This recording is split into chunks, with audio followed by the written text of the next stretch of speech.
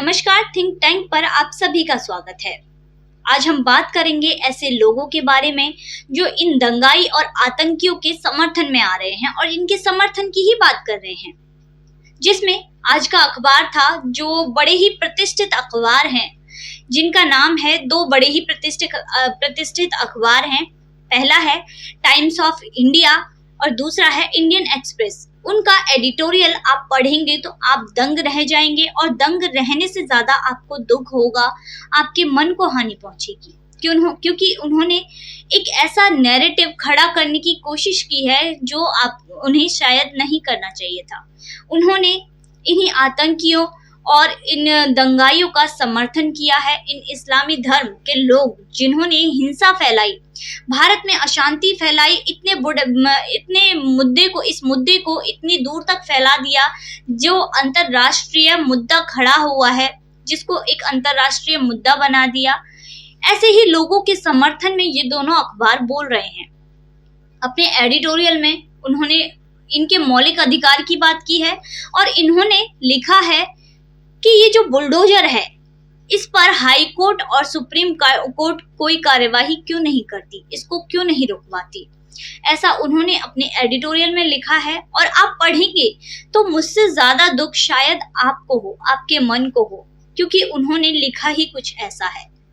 उन्होंने लिखा है कि सुप्रीम कोर्ट और हाई कोर्ट इस बुलडोजर का क्यों नहीं करती, ये लोगों की संपत्ति को हानि पहुंचा रही है।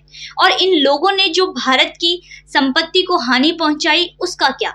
जो इन्होंने सार्वजनिक संपत्ति को, जिसका टैक्स सभी लोग मिलकर देते हैं, उसको हानि पहुंचाई, उसका क्या?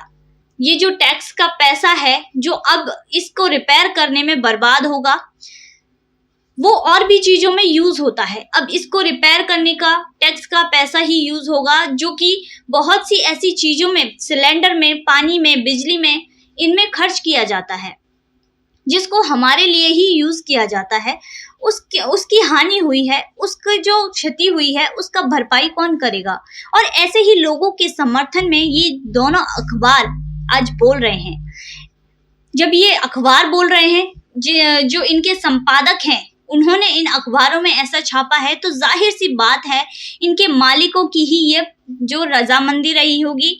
जो इन अखबारों के जो मालिक हैं, उनकी रजामंदी के साथ ही ये छपा होगा, क्योंकि संपादक अपनी मर्जी से कुछ नहीं छाप सकते, उन्हें मालिकों से परमिशन लेनी पड़ती है।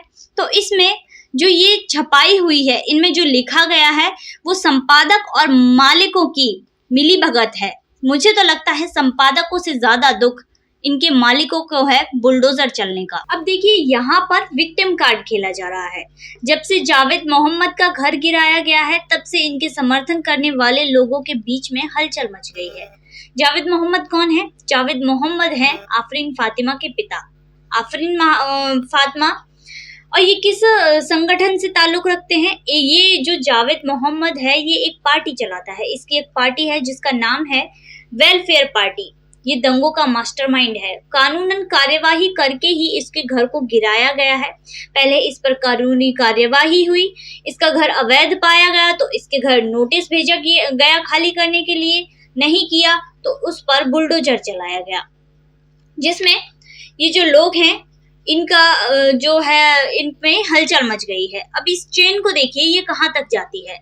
जो आफरीन फातिमा है, वो एक पार्टी है, वेलफेयर पार्टी के बाद जो इसकी ही स्टूडेंट विंग है, जिसका नाम है फर्टर्निटी मूवमेंट, ये इसमें सक्रिय है। और JNU में जो हंगामा हुआ था, जो आफरीन फातिमा है, वो इसके केंद्र में थी। इसके अलावा जो वेलफेयर पार्टी है, वो बहुत से NGO भी चलाती है, जिसमें से एक मुख्य NGO है, उसका नाम है human welfare NGO, human welfare trust. अब इनके नामों को सुनकर ऐसा लगता है कि कितना नेक काम करते होंगे, कितने ही लोगों की मदद करते होंगे, पर इसके अलावा लोगों को बहुत सी चीजें लगने लग सकती हैं कि कितना भले का काम करते होंगे। पर जो इस ह्यूमन वेलफेयर ट्रस्ट से जुड़ा है, वो है टर्की की इंटेलिजेंट एजेंसी, जिस NGO को चलाती हैं, जिसका सपोर्ट करती हैं, जिसका नाम है ह्यूमैनिटेरियन रिलीफ ट्रस्ट। अब ये ट्रस्ट किससे जुड़ा है, किसकी मदद करता है, किसके रिलीफ के लिए काम करता है? जो ह्यूमैनिटेरियन रिलीफ ट्रस्ट है, ये किसके रिलीफ के लिए काम करता है? ये काम करता है जो आइसिस है, अलकायदा है, आतंकी संगठन है, इनके रिलीफ के लिए काम करता है, इनके लिए काम करता है, इनकी गतिविधियों में इनका साथ देता है और इनको ये सपोर्ट करता है।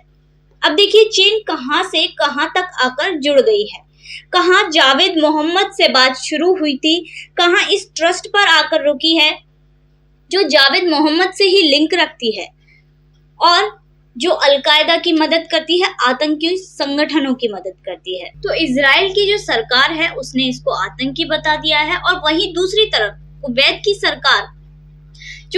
की सरकार है वो इसका सपोर्ट कर रही है, इसको फंड कर रही है।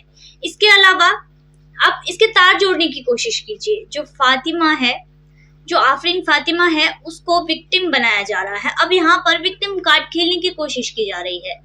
जो अल जजीरा है उस पर दिखाया जा रहा है, बार बार ये चीजें दिखाई जा रही हैं कि जो फातिमा का परिवार है, जो जावेद मोहम्मद का परिवार है, आफरीन फातिमा का परिवार है, उसके साथ अन्याय हो रहा है, उसके साथ बदसलूकी हो रही है, उनके साथ अन्याय हो रहा है, उनका घर तोड़ दिया गया है।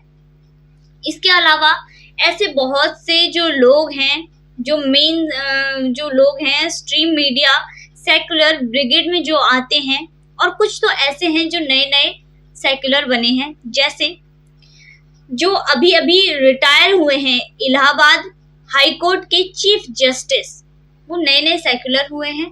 वो तब भी जब वो हाई कोर्ट में बैठते थे तब भी वो अलगाववादियों के ही समर्थन में थे, और अब तो वो बढ़ चढ़कर बोल रहे हैं, एक अखबार के साथ जुड़ रहे हैं, जिनका अभी कुछ दिनों पहले एक इंटरव्यू भी आया था। उन्हें तब भी यही लगता था कि यही लोग सही हैं। सीए का जो हंगामा हुआ था, जो लोगों ने, इन अलगाववादियों ने पुलिस पर हमला किया, आग लगाई, दंगे किए, इनमें भी इनको दोषी ना ठहराते हुए इनके ही समर्थन में फैसला दिया गया था इलाहाबाद हाई कोर्ट से। इसके बाद जो इसका फैसला था वो सुप्रीम कोर्ट में जाकर बदला गया। सुप्रीम कोर्ट ने इनका जो फैसला था उसको बदला था। इन्होंने तब भी सपोर्ट किया था। इनका यही मानना है कि ये लोग सही हैं, इनके साथ अन्याय हो रहा है। इनका यही मानना है कि इन लोगों के साथ बदसलूकी हो रही है, ज्यादती हो रही है। तो ये तब भी इनके सपोर्ट में थे, ये आज भी सपोर्ट में है, और ऐसा ही लगता है अगर यही चीजें चलती रही तो ये हमेशा ही सपोर्ट में रहेंगे। ये नए नए सेक्युलर हुए हैं। तो जो लोग ये बोलते हैं कि इन पर कार्यवाही न्यायालय करेगा, कानून इन्हें सजा देगा, कानून का दरवाजा खटखटाना चाहिए, तब ये लोग कहाँ गए थे जब नुपुर शर्मा के लिए ये सारे दंगे किए जा रहे थे, सर तन से जुदा का नारा दिया जा रहा था, एक ऐसे व्यक्ति के पीछे हाथ धोकर पड़ा गया था। तब इन्होंने नहीं सोचा कि न्यायालय फैसला करेगा, जाके न्यायालय का दरवाजा खटखटाना चाहिए। इन्होंने तो हिंसा को अपना मंसूबा समझा और हिंसा ही की। यहाँ पर हिंसा फैलाई, देश के कई हिस्सों में हिंसा फैलाई। इसके अलावा ये जो मोदी विरोधी लोग हैं, ये देश का कभी भला कर ही नहीं सकते। मैं आलोचकों की बात नहीं कर रही, जो मोदी के विरोधी हैं, जो मोदी से नफरत करते हैं, वो कभी देश का भला कर ही नहीं सकते, क्योंकि जो मोदी का नहीं वो देश का नहीं। जो मोदी के खिलाफ हैं, उनके समर्थन में नहीं हैं, वो अपने देश के हित के बारे में कभी सोच ही नहीं सकते। कानपुर से एक बड़ी खबर सामने आई है, एक नया मुद्दा सामने आया है, एक नया बयान सामने आया है। कानपुर में कहा जा रहा है कि ये जो हिंसा हुई, ये जो बवाल हुआ, उपद्रवियों ने जो ये हिंसा मचाई, ये क्यों हुआ? एक चंद्रेश्वर हाता नाम की एक जगह है जहां पर हिंदू रहते हैं, हिंदू परिवार रहते हैं, तो उनसे इस जगह को खाली करवाने के लिए कानपुर में ये हिंसा फैलाई गई, ताकि ये लोग हिंसा करें और इस जगह को छोड़कर हिंदू धर्म के लोग भाग जाएं और इनका इस पर कब्जा हो। इनका ये बयान सामने आया है, पर उसमें अब इनका ये दाव बिल्कुल उल्टा पड़ गया है।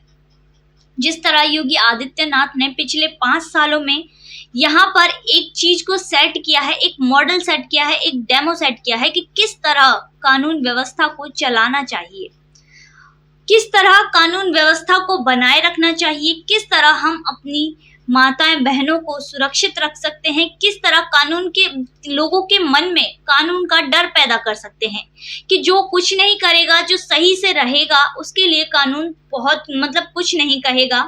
कानून एकदम सामान्य लोगों की तरह काम करेगा, पर जो उपद्रव फैलाएंगे, जो हिंसा फैलाएंगे, उनके लिए कानून एक ऐसा सबक बन जाए कि जिस हिंसा को इन लोगों ने फैलाया है उसको करने से और इस संबंध में आने से भी लोग डरें।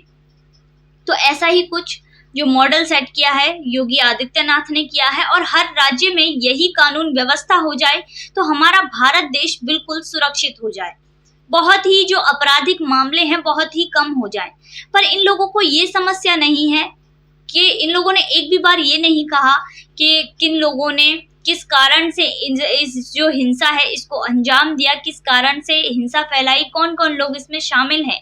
जो ये दूसरे सेक्युलर ब्रिगेड के लोग हैं इन्होंने बिल्कुल भी ऐसा नहीं कहा, बल्कि इन्होंने आपत्ति जताई तो बुलडोजर के चलने पर, बुलडोजर जिस तरह इमारतों को गिरा रहा है उसके चलने पर इन लोगों ने आपत्ति जताई, और कई चिट्ठियां ये सुप्रीम कोर्ट को लिख चुके हैं कि आप बुलडोजर को रुकवाइए, जो इमारतें ये गिरा रहे हैं उनको रुकवाइए। तो जम्मू कश्मीर में लोग पत्थरबाजी करते थे, हिंसा फैलाते थे, तो वहां पर कहा जाता था कि इन लोगों को, इन युवाओं को इंसाफ नहीं मिलता इसलिए ये पत्थरबाजी करते हैं। तो अब वो हिंसा कहाँ गई? वहां से 370 हटा दी गई, 35A हटा दी गई, अब इन्हें न्याय मिल गया, अब यहाँ पर कोई पत्थरबाज नहीं है।